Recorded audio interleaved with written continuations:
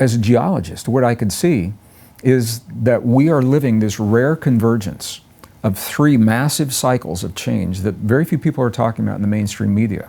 Bruce Lipton and I shared it at the United Nations. You mentioned that in the intro. Any one of these three cycles would be enough to turn the world upside down on end.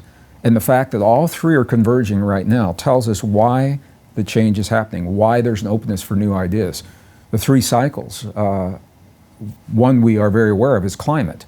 And if only climate were happening, climate change, that'd be enough to change the way we think, the way we grow our food, the way we share resources, the way we interact with one another.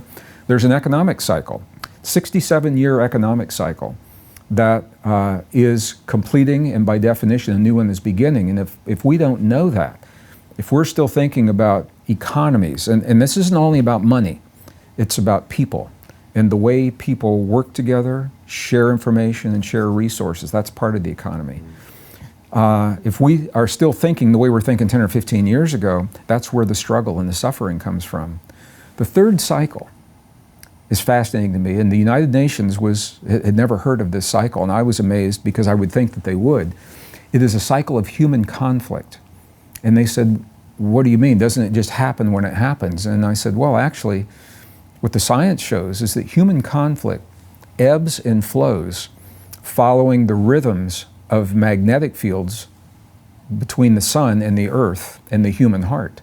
Now, this is where it gets into what's called forbidden territory for science.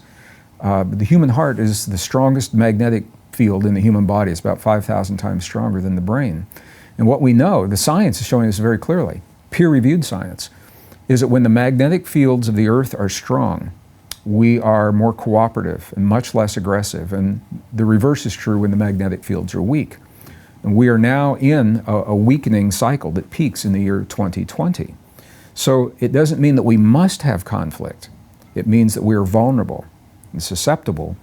And if you look at the charts, the ebbs and the flows of the great wars in the past, when they begin and when they end, they also end when these cycles, at the peaks and the valleys of these cycles. It means we are now living the greatest opportunity for peace because of our vulnerability, if we have the wisdom to recognize that and not succumb to the forces and the impetus for conflict.